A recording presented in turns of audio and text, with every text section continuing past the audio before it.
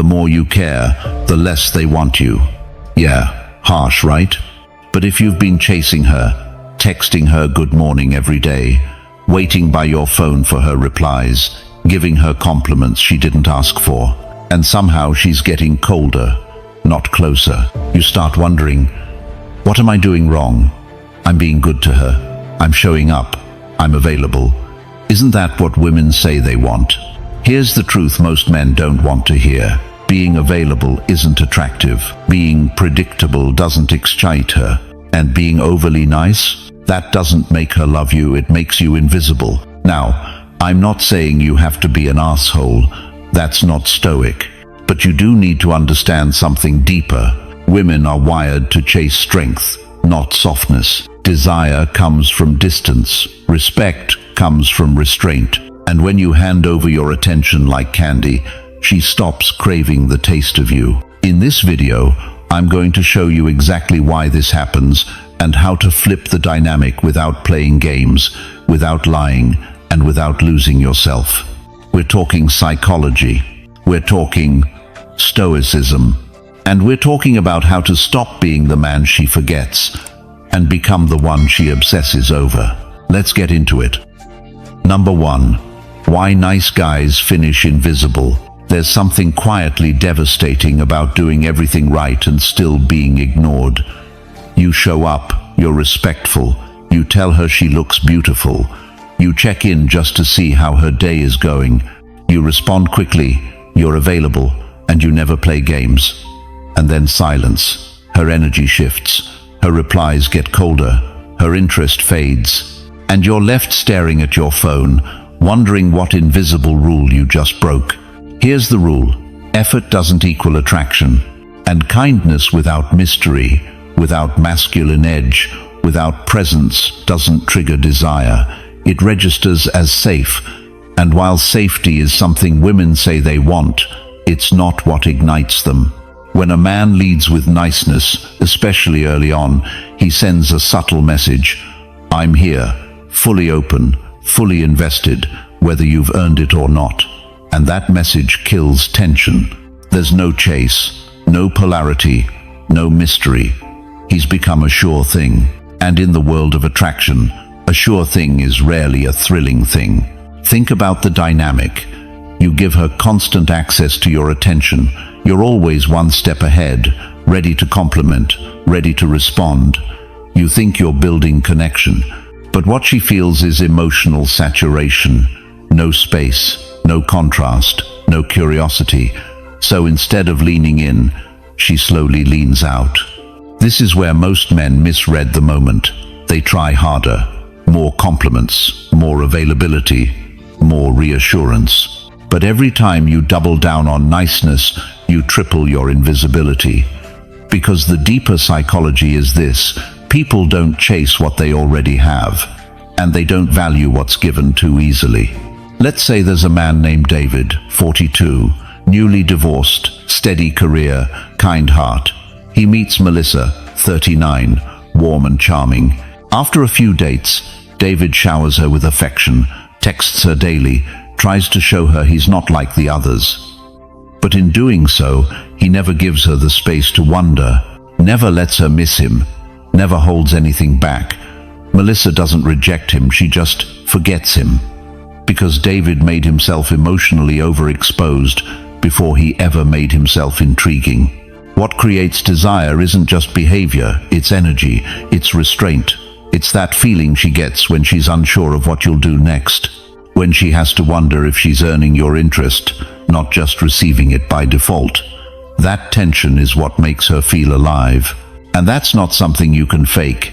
It has to come from a place of self-respect, from knowing that your time, your attention, your presence is earned, not given away freely to anyone who smiles at you.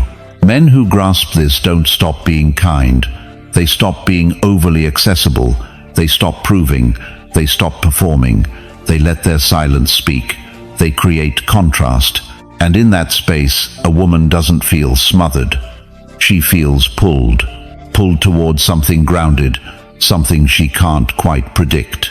So no, being nice doesn't make you weak, But when nice becomes your only currency, you become easy to overlook. And that's why nice guys don't just finish last, they finish invisible. If any part of that felt familiar, it's time to flip the script. Leave a comment right now and write this: I hold the frame. That's not just a phrase, it's a decision. And once you make it, everything changes, including the way she sees you. What you're about to learn next will show you exactly why that shift in energy rewires her response and why most men never figure it out. Stay with me. Number 2. Why certainty kills attraction. Attraction is not logical, it's emotional. And the biggest mistake most men make is trying to win her heart with logic. You show her you're available. You remind her you're loyal. You let her know exactly where you stand. You're consistent, reliable, predictable. You offer her the emotional equivalent of a warm blanket, steady, safe, known. But what you don't realize is that certainty doesn't create spark, it creates stillness. And stillness in the realm of desire is death. Desire needs space, it needs movement, it needs a current to chase. When a man is fully available, fully transparent, fully certain, there's nothing left for her to discover. No layers, no contrast, just comfort. And comfort isn't what wakes up her feminine energy. It's not what makes her want to reach for you when you're not there. In fact, it often makes her take you for granted. You may think, but isn't that what I'm supposed to do? Be clear, be stable, give her security. Sure, in a relationship that's already built, but during attraction, during the dance, certainty removes the mystery, and without mystery, there's no magnetism. It's not about being emotionally unavailable. It's about being emotionally centered, not reactive, not overcommitted before anything's even begun.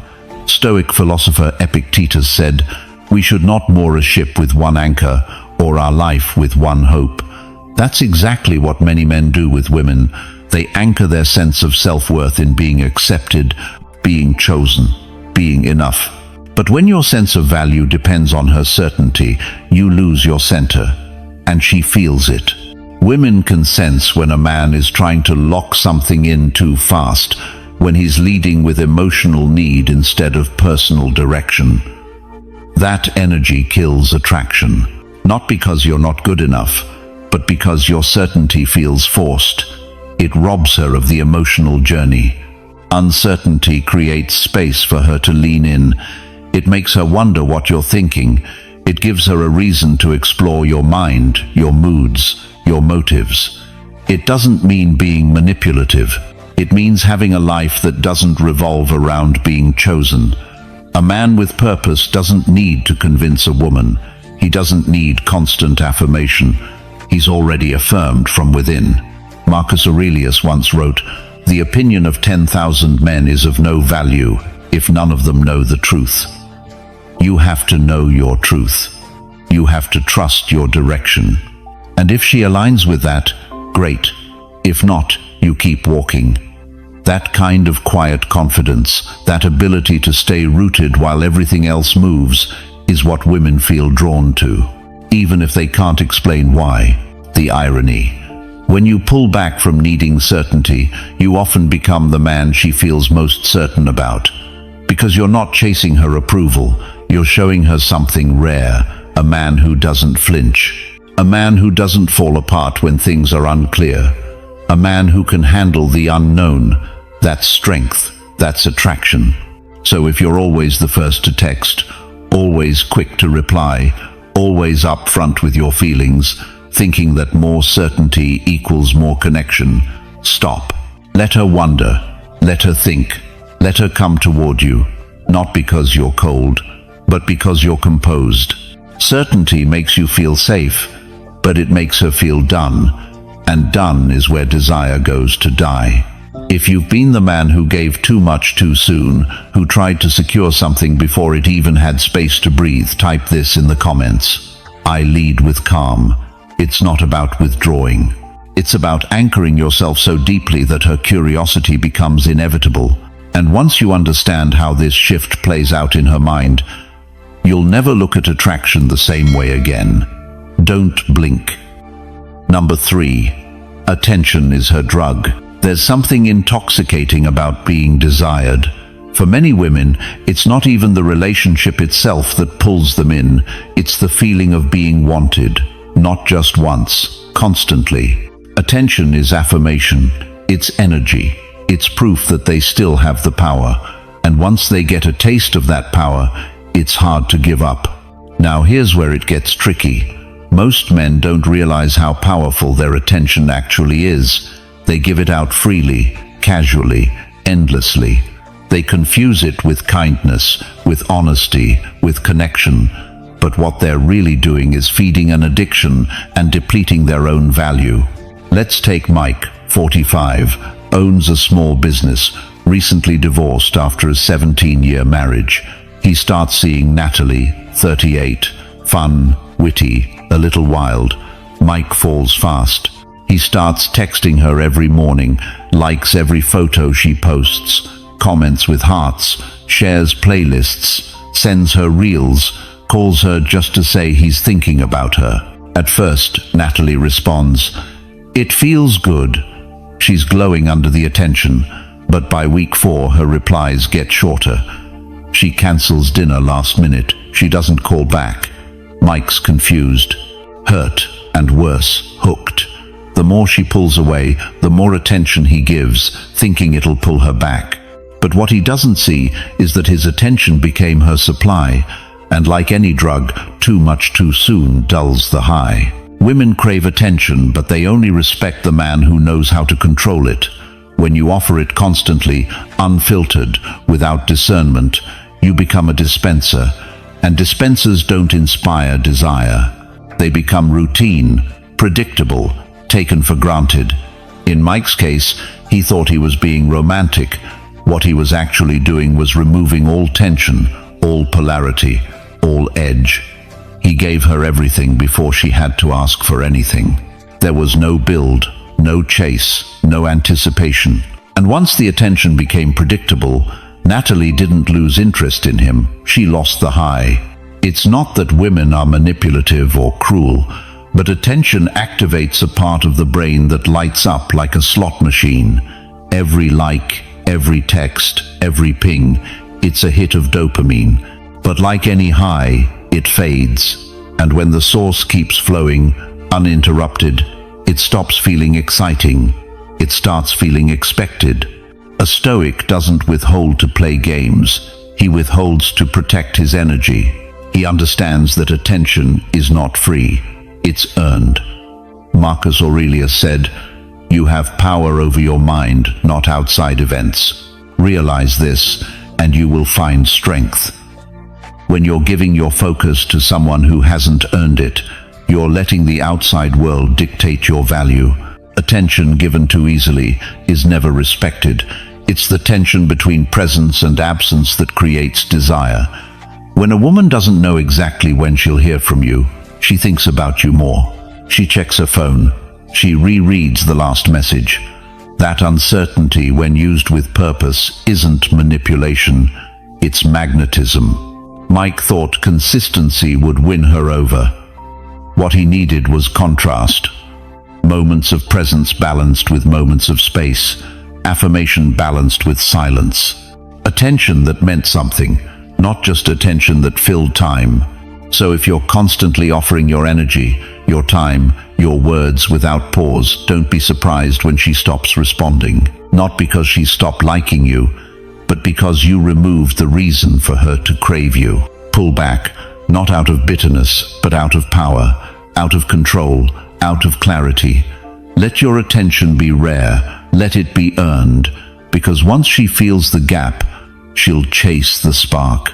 If you've ever been in Mike's shoes, giving too much, too fast, too often, drop a comment and write this: "I protect my energy." Say it and mean it. Because when you start living that way, everything changes, including how women feel when you finally give them a glimpse. What comes next will shift the way you understand attraction forever. Stick with me. Number 4. Purpose over validation. There's a quiet moment every man faces, the one where he finds himself waiting on a reply, waiting on a sign, waiting on some signal that he's good enough, wanted enough, man enough. And in that moment, something subtle breaks, because the second you start looking to someone else for validation, you've already lost yourself.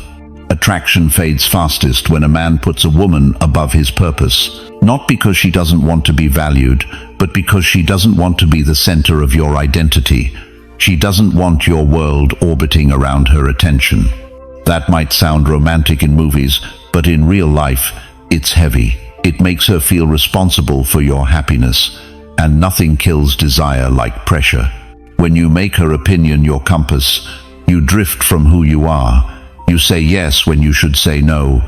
You overgive, you over-explain, you stop leading, and you become reactive, unrooted, unclear. A man who's not following something bigger than her is eventually a man she can't follow at all. The Stoics taught that everything external is beyond our control, including what others think of us. Epictetus said, "If you want to improve, be content to be thought foolish and stupid." That's not weakness, that's strength. That's the power of walking your path even when it's misunderstood, even when it's mocked, even when she doesn't get it. Purpose gives a man spine. It makes him harder to sway. When you're dialed in on what you're building, what you stand for, what drives you when nobody's watching, that's when you become magnetic. Not because you're trying to impress her, but because she can feel that you're being pulled by something she can't control. And that's what makes her lean in. Here's the shift most men need to make. Stop asking, "Does she like me?" Start asking, "Am I proud of who I am around her?" That question changes everything. Because the truth is, if you bend yourself to be liked, even if you get her, you'll lose yourself. And eventually, she'll lose respect for the version of you that only exists to please her. There's a reason so many relationships start with passion and end in distance. The man goes from being on his mission to being on his phone, from leading himself to chasing her mood, from grounded to needy, not all at once but gradually. And women feel it. The moment your energy shifts from direction to dependence, from drive to distraction, she might not say anything, but she will pull away. Purpose keeps you centered. It's the thing that makes you attractive even in silence, even when you're not texting, even when she's not giving you the validation you think you need. Because a man in purpose doesn't need permission to keep moving. He's not paused waiting for her to crown him worthy. He's building, evolving, unshaken.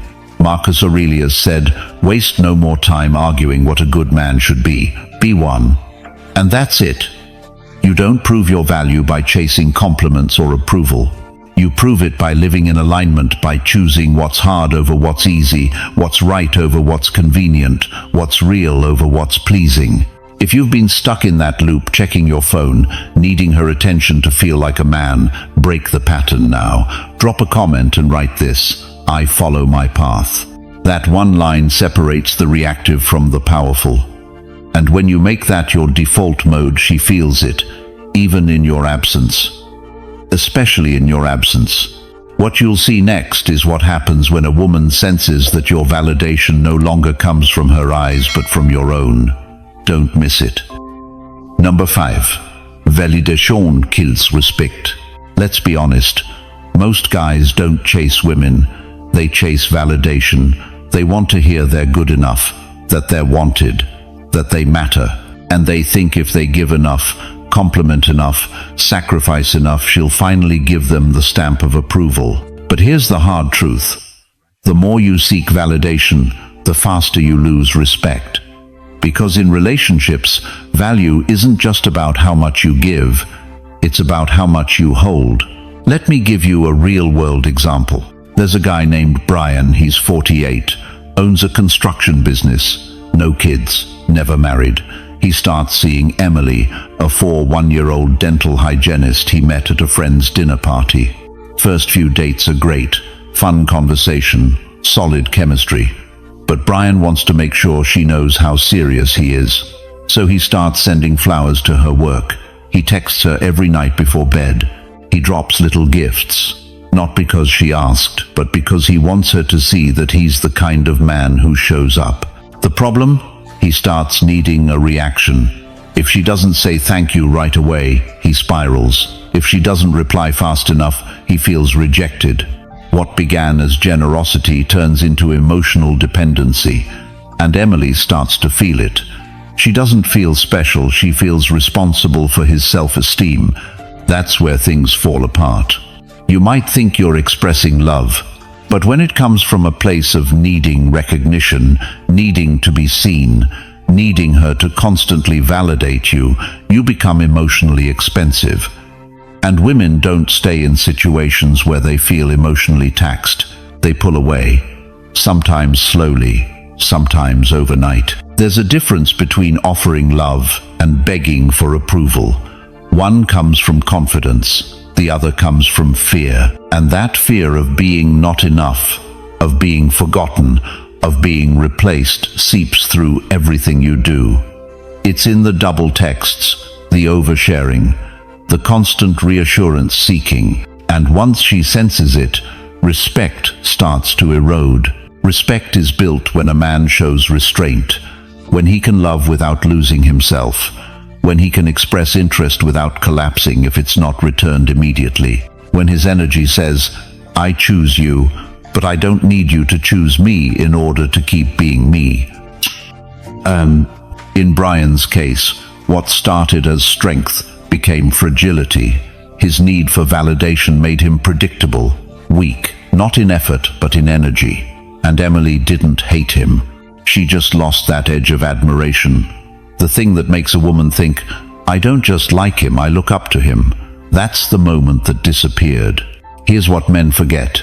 The most attractive energy is self-containment. It's presence without pressure, attention without agenda, desire without dependency.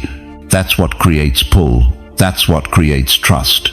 When a woman knows you're in control of your emotional world, she relaxes into hers. And when you give up that control, when your mood rises and falls with her response, you lose leadership, you lose polarity, you lose the dynamic that keeps attraction alive. So how do you shift? You stop making her opinion your fuel. You reconnect with who you were before you met her. The man who had his own rhythm, his own life, his own sense of value. You stop chasing responses and start watching patterns. You hold the line, not to punish, but to protect your power. If you've ever caught yourself needing her to validate you to feel whole, say it out loud in the comments. I choose respect over approval. You don't need her to clap for you to be worth something. You just need to remember who you were before you forgot. And in the next part, you'll see exactly what happens when you stop proving and start standing. Keep watching. Number 6. Love versus power. There's a tension every man has to learn to navigate the space between love and power. Most men fall hard into one and abandon the other. They either pursue love so deeply that they surrender all their strength, or they chase power so obsessively that they shut out connection. But the truth is, if you don't understand the balance between the two, you end up losing both. Let's get this clear. Real love doesn't require you to give up your power. And real power doesn't require you to deny your capacity to love. But when love becomes your only compass, when it overrides your boundaries, your purpose, your center, you lose something vital. You stop leading. You start orbiting. You become a man whose emotions depend on someone else's behavior. That's not love. That's emotional dependence wearing a nice suit. Power isn't about control. It's about direction. It's the ability to stay grounded no matter what's happening around you. When you operate from real masculine power, you don't chase, you attract. You don't beg, you decide. You don't collapse when love feels distant. You hold steady and let her come back into your gravity. Marcus Aurelius wrote, "You have power over your mind, not outside events. Realize this and you will find strength." That is the core of it. If your emotions rise and fall with someone else's attention, you've already given your power away. Love without inner strength isn't noble, it's unstable. It turns you into a man who confuses submission with intimacy, overgiving with connection. And here's the hidden cost. Women don't respect love that's offered too freely. It sounds harsh, but it's true. When a man offers his heart without boundaries, without direction, without standards, what he thinks is deep devotion comes across as need. It feels weak, and attraction doesn't survive in weakness. You think you're loving fully. What she feels is that you've made her the source of your self-worth, and that's a weight she didn't ask to carry. Now flip the frame. When a man leads with power, not dominance, but grounded presence, everything shifts. He can love without needing. He can care without chasing. He can show up without asking to be approved. That kind of man doesn't ask, "Do you still want me?" He simply lives in a way that makes her want to stay close. Love offered from strength is magnetic. It's calm. It's unshaken. It says, "I'm here and I care deeply, but I will not beg. I will not lose myself. I will not forget who I am just to keep your attention." This is where most men fail. They think loving a woman means always saying yes, always giving more, always making her feel comfortable, even at the cost of their own dignity. But that's not love, it's performance. And women don't fall for performers. They fall for men who are real, even when it's uncomfortable. The Stoics didn't talk about love the way modern self-help does. They didn't chase feelings, they trained their responses. They learned to stand steady in joy and in heartbreak. That's power. That's what gives your love weight. When you can feel deeply without being ruled by those feelings, you become rare. So here's the question. Are you leading with love that demands something in return? Or are you offering love from a place of power, knowing you'll be okay whether she stays or walks away? If you've ever felt like you gave everything, only to end up empty, it's time to shift. Drop a comment and write this: "I lead with strength." That simple line changes the game, because what comes next will show you exactly how a man who stands in power rewires the entire dynamic without saying a single word. Stay with me. Number 7. She desires the man she can't predict. Let's talk about mystery and why it's irresistible. The truth is, predictability kills tension. It dulls attraction. It makes everything feel safe, yes, but also boring. And no matter what she says out loud, if she doesn't feel a spark of uncertainty around you, she'll start to emotionally wander.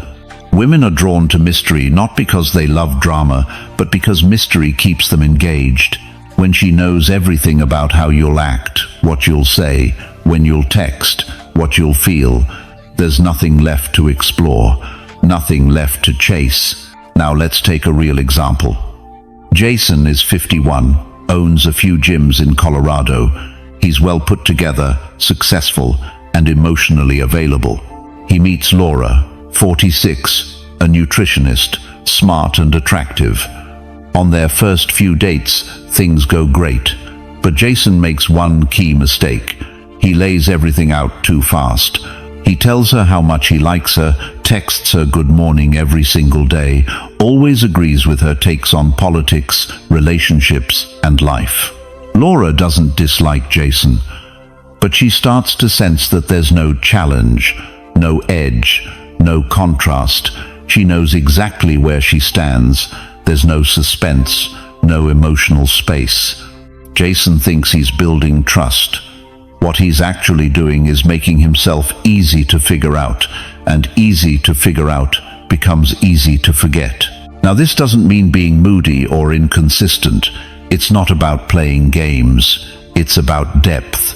A man who isn't reactive. A man who doesn't need to reveal everything at once. A man who has thoughts and rhythms and layers that aren't handed out like coupons on the first date. Mystery isn't about hiding. It's about having enough presence and control that she wants to discover more. When she can't pin you down, she has to pay closer attention. That attention, that curiosity, is what pulls her in deeper, and that only exists when there's emotional tension, when you're just out of reach. Jason thought that openness meant honesty. What he didn't realize is that romance needs polarity, and polarity needs tension. He made himself